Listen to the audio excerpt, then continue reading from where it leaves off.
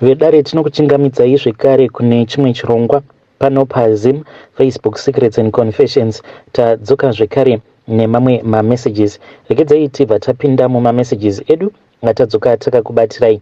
Message yedu yekutanga yakamira sekudai so: hanzi makadi zvenyu mukoma, ndinokumbirawo kuti munge muchindiposterawo nyaya yangu makavikawo chitupa changu. Ndikudawo advice kubva kune vedare renyu. Yangu nyaya mukoma Nashe yakamira sekudai: ndine vamwe baba avo vandiri kudanana navo. Handizivi kuti inyaya yekuti ivo vaitawo munhu wechikuru here kana kuti, but yei rushusho runa baba ivavo, it is just too much for me. Saka ndodawo kuti vedare renyu vange vachindibatsira. Physically inini nababa ava takasangana mushure mekunge vauya kumusha. Pane zvavainge vakauya kuzogadzirisa, kwainge kuchiswa matombstone kwavo. Saka inini ndainge ndakaendawo kunoshanyira shamwari yangu uyo ainge achishandawo pane imwe shop yekuma Roseva ekwavo. Ndopa vakabva vazouya paya, vakabva vandiwana ndainge ndakagara zvangu pasi, ndainge ndichitogayawo nhamo dzangu. Ndopa vakabva vandikumbira mafone numbers angu. Ndakamboramba, but vakazongoramba vachingondinetsa zvazvingoti munhu ange achisiyana neni. Ndikabva ndavapa mafone numbers ekunyepa. Vakabva varakidza kuti vainge varwadziwa mushure mekunge vazama mafone numbers aya, vakatoona achitodavirwa neumwe munhu. Ndikatongoti apapa zvatodhakwa munhu, regedzai ndinge ndichingomupa mafone numbers echokwadi. Ndakabva ndavapa mafone numbers angu echokwadi, ndokubva tatanga kukurukura paya. Ndikatoti kwenga wani zvandatopindawo machena. Saka ivo vakabva vazodzokerako kumhiri kwemakungwa. So far baba ava vatova ne almost a month kubva zvavakadzokera kumhiri kwemakungwa. Asi tinongotaura zvedu paWhatsApp. Ruchengera rwavo baba ava ndakatanga kuruona apo pavainge vachiri kuZim. Bonde zvedu takagara tatorisika, but baba ava vane rumwe ruchengera mukoma rwekuti nanhasi uno ndinotoshaya kutoziva kuti zvino kana vachindiitira ruchengera rwakadai, what more kana ndava mukadzi wavo. Mukoma Nashe, baba ava vakandiudza rimwe shoko rekuti rakandirwadza, rakandidzimba parere moyo, because ndakati paya patainge tava kuda kunoita bonde, vakabva vati kwandiri, wakapedzera kurara nemurume rini?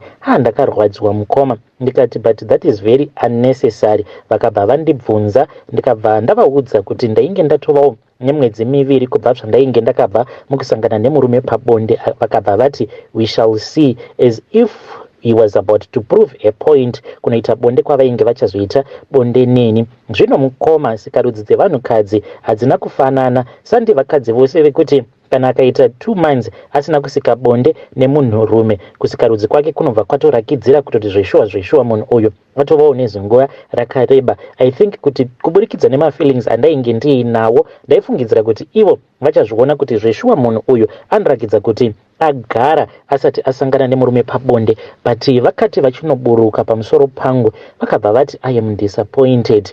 Ndikabva ndati you are disappointed? What do you mean when you say you are disappointed? Vakabva vati nothing my dear, I was not talking about you. Vakabva vanditi he was disappointed by one of his little brother. Ndikati imi zviriko here zvekuti karamata pamusoro pangu maburuka mava kunoti I am disappointed? Ndokubvunzai moti pamunini ndova kudisappointai? Chii chaicho chiri kumboitika? Later on ndakati ndarakidza kuti ndainge ndagumbuka paya, ndava kuti chindiperekedzai zvangu kumba. Ndopa vakabva vazonditi ini handioni sekunge wanga wava ne2 months iwe, because ndati ndichinoisa sikarudzi yangu mauri, ndanzwa sekunge kakushama kawakaita hakasiriko kanotarisirwa kwekuti mukadzi uyo anenge achiti ava ne2 months kubva zvakabva mukusangana nemunhurume ange achizovaneka kushama kakadaro. Ndakarwadziwa mukoma, ndikatanga kuyeredza misodzi, ndikati life yakaoma. Vakazondikumbira zvavo ruregerero, ndokubva vazondipa mari, vakanditi sorry munhu wangu, ndanga ndichingotamba newe. Ndikati but hamungajokika nezvinhu zvakadaro mukoma. Kubva ipapo kusvika pari zvino ndiri munhu wekuti ndinochengerwa hama dzangu. Pavainge vachiri kuno kuZimbabwe, ndaitomeka sure kuti each and every time ndavatumidzira picture ndiri pamba. Ndaingoti kana vakafona vakandibvunza kuti uripi, ndikati ndaendawo kushop ndikuda kunotenga chakati, ndaibva ndatonzi ita video call. Ndobva ndaita video call, ende vachinoti ita video call, chekutanga chavanokuudza kuti unge uchiita vanokuti swicha kamera rako. Saka unobva wazoswichiswa kamera zviya, zvekuti vanenge vava kuona vava kuti tenderera tione kuti zveshuwa uri kumashops here. Vakaona kuti unenge uri kumashops vanokuudza kuti aiwa usadropa video call, ramba uchingotaura neni. Kudzamara ndichizonoti mumba mukoma, ndichinopinda mumba vanobva vati ipa mamafoni, ndobva ndapa mamafoni. Vanokonfirma mukoma nashi, vanokonfirma kuna amai vangu kuti zveshuwa here amai ndivo vanenge vandituma here kumashops. Vanozoti kana kuri kunzi amai vakati hongu ndiri ndanga ndamutuma mukadzi wenyu, ruregerero. Unongozivawo kuti vana amai vedu kana vakaonawo kuti une munhu wako ane mari dzake wauri kudanana naye vanobva vatanga kumubatawo zviri bho. Saka ndinonzwa sekunge ndiri kutotsikirirwa in this relationship. Zvino handizivi kuti kwatakananga kwacho ndekupi. Ndaneta ini mukoma neruchengerwa rwavo baba ava. Dzimwe nguva ndinozosvika pakubatirwa nehope. Ndakangoiswa chete pavideo call zvichinzi chingoisa chete pavideo call, ndida kukuona kuti zveshuwa uri mumba here. Ndinozongokarukawo ndabatwa nehope. Pandinozomukawo makuseni ndo pandinobva ndaona kuti vanenge vakadropa vobva vanditi I am so happy that you are faithful, but ufaithful hwacho mukoma nashi ndewekuti constantly I have to prove to him kuti I am being faithful with him. Ndasvikawo pakuneta, ndodawo kuti mhuri yeZimbabwe inge ichindibatsirawo. Zvinhu izvi zvandiri kuitiswa nababa ava zvine future here? Ndo rudo rwacho here? Akomana, long distance relationship yasvika pakundirwadza ini, ndazorwadziwa manje ne-a long distant relationship. Vedare ndo message iyo yandakatumidzirwa ichibva kune mwanasikana uyo anzi this long distance is killing me. Ngatitaurei navo vanzvadzi vedu ava mucomment section. Rekedzai tibva taenda panyedu inotevera. Nyedu inotevera yakamira sekudai. Hanzi makadi zvenyu mukoma, ndinokumbirawo kuti munge muchindiposterawo nyaya yangu makaviga chitupa changu. Ndakabatiswa bhegi paline remabeth rainge riine mari, ndikabva ndatiza naro ndichiti ndapinda, but mukoma nashe ndava nerimwe dambudziko. Zvinhu izvi zvakaitika a very long time ago. Ndiri mukomana aita basa rekurarawo pamarket square muHarare ndichibatira vanhu line rekutora zvitupa. Ichi chaiva chitsotsi mukomana chichikubira vanoda madocuments, ndichiti kuti ndikupe nhamba ndipe kana at least 10 kana kuti 5 US. Paizoti kana pavhurwa nevashandi vepo vese vaibviswa, vaya vanenge vatenga nzvimbo. So ndine murume wandakaita izvi akadzoka second time akati anoda nhamba asi aizobhadhara. Apinda mukati, ini nekuziva kuti ainge angwara ndakamuti bata pekupedzisira inzvimbo yangu apa ndaiziva kuti anopinda. Apinda mukati haana kundipa mari asi akandibatisa bag akati sara wakagara apa, ndoda kumbopinda mutoilet. Ndakagara ndokuona kuti munhu ainge atora time angorimo mutoilet, akatora time inopfuura 20 minutes. Ndakavhura bag ndokuona kuti mainge muine mari, mainge muine $100. So mukoma ndikabva ndaita sekunge ndinodaira phone ndokutotiza kwandakaita nebag iri. Kubva musi iwoyo kusvika pari zvino handina kuzomboenda panzvimbo iyi nekuti ndaifunga kuti mudhara uyu akazosara achinditsvaka. Ndakazoti ndonofamba, ichi ndo chikonzero chakazokonzeresa kuti ndisazofa zvekare ndakadzokera, because mukuzonobvendenyura ndakabva ndazoona kuti mainge muine mari mubhegi umu, mainge muine mari iyo yainge ichikwana iyo kuita $3,000. Ndakapembera hama dzangu, handidi kukunyeperai. Ndakarasa line randaishandisa raizivikanwa nevamwe vaishanda ipapo, ndikabva ndatanga my new life nekuda kwekuti mari iyi yainge yakawanda. Chakazotanga kuitika ndechekuti pane zvimwe zvinhu zvainge zviri strange zvainge zvoitika mumba. Makatanga kuita sekunge munofamba chinhu pamarata, ende waiti musi wacho iwoyo wazvinenge zvichida kunoitika zvinhu izvi mukoma nashe waiona zizi iri waitanga kuriona pamba apo patainge tichigara. Painge paine rimwe zimuti zimuavocado rainge riri padhuze neapo nemurumu umo mandainge ndichigara inini namadhamu. Saka zizi iri ndainge ndava kutoziva kutoti kana ndikariona zizi iroro zvinotoreva kutoti usiku hwacho ihwohwo pamusoro pemarata apa waitonzwa kunoti dziti zvichita sekunge panenge paine zishiri kana kuti munhu anenge achiita sekunge anenge adonha achibva kudenga. Asi ndaizoti kana ndikabvunza vadzimai kana kuti vamwe vavakidzani kuti pane zvavanenge vachinzwa here, hakuna kana umwe zvake aimbonzwa sound iyoyo yechinhu chinenge chichifamba pamarata pamwechete nemukati memba zvekuti ndaitonzwa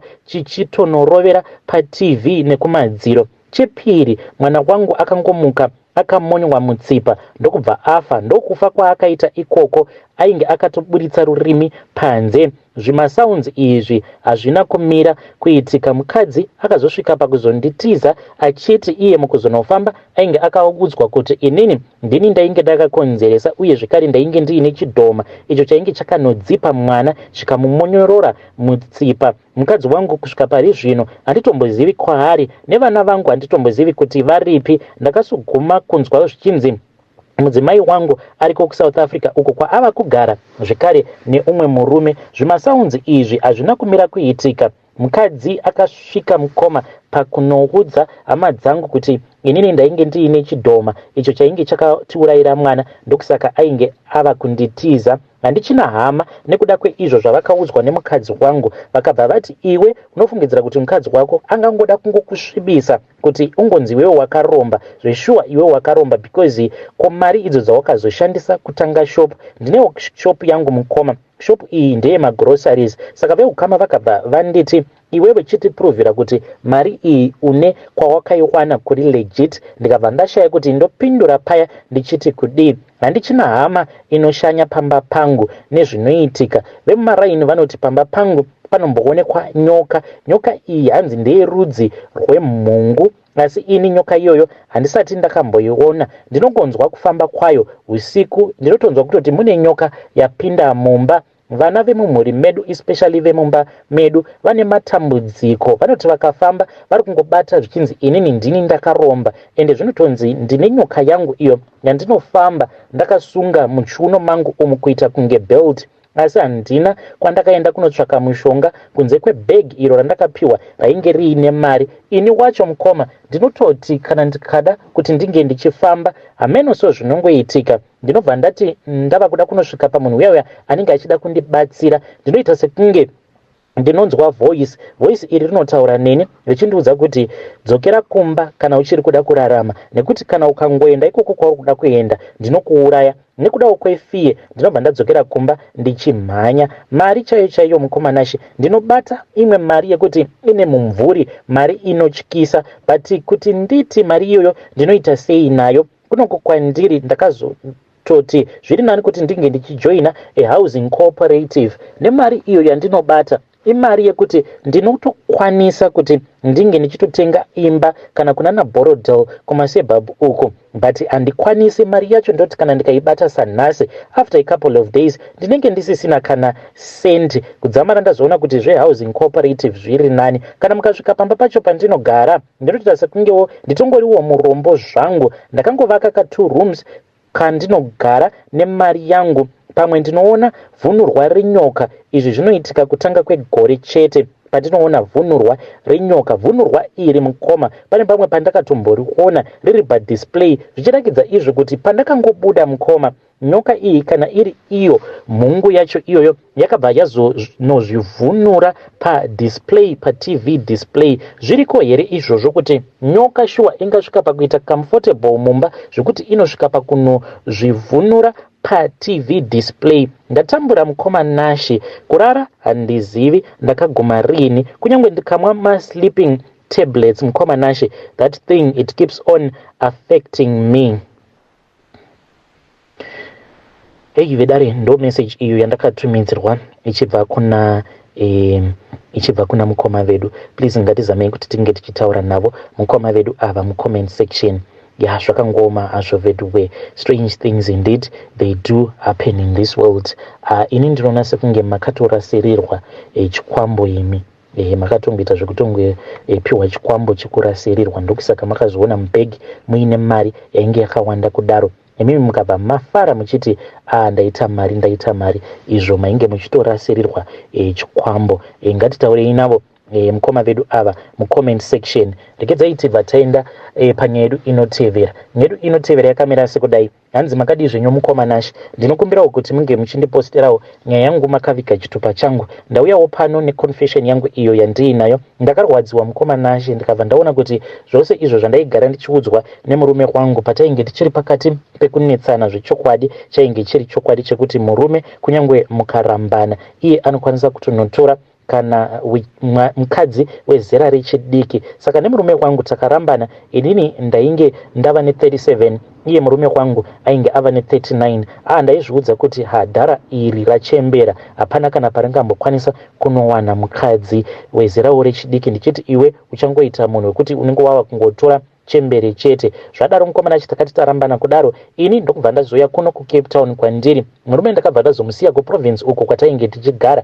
Ndakarwadziwa mukomana Nash kuburikidza nevemakuhwa mushure mekunge vazonditumidzira foto uyo wacho wavainge vachiti ndiye ava musikana wake. Ndakarwadziwa ndiri kukunyeperai kudzamara ndichizopiwa maselfi avo ndichazokuona kuti apapa kana matwins aikwanisa kuzozvarirwa matwins, inini ndainge ndakangomusiya ndiine mwana because ndainge ndakaitawo mistake ndisati ndanyatsokuita decision ndokubva ndakasika ndikamuzvarira. Mushure mekunge ndamuzvarira ndopandakabva ndazoona kuti munhu uyu handinyatsokummuda zvezve zvekumuda, ndokubva ndaona kuti zvainge zviri nani kuti ndinge ndichinovhara mbereko yangu. Saka ndakabva ndazonovhara zvangu mbereko yangu mukoma Nash, ndikabva ndangoti zviri kuramba izvo kwani ndainge ndichitongonyepera murume. Ndakarwadziwa mukoma ndokubva ndazoenda kune vamwe madzimai ava vakabva vachizondibatsira. Saka mukudondibatsira kwavakaita vakabva vanditi kana zvainge zvichigoneka ndaifanira kuti ndinge ndichinoprintisa mapictures aya, ndokubva ndazonoprintisa mapictures aya. So ndakabva ndazopiwa tsono nemicheka mitsvuku, ndikabva ndazonzi ndinge ndichisunga maphotographs aya, ndikabva ndazoenda nawo ndikabva ndanomarasa mugungwa. Kunorasa kwandakamaita mugungwa ndokuzoparara kwakazoita marriage yavo. Hanzi akazoti ohura musikana uya, nanhasi uno hanzi rava joki remuPretoria. Vedare ndo message iyo yandakatumidzirwa ichibva kuna vanzvadzi vedu. Ngatizamei kuti tinge tichitaura navo vanzvadzi vedu ava mucomment section. Strange things indeed they do happen in this world. Asi zvamakaita ndo hunonzi hutsinye ihwohwo. Please let us try to speak with her in the comment section. Yeah.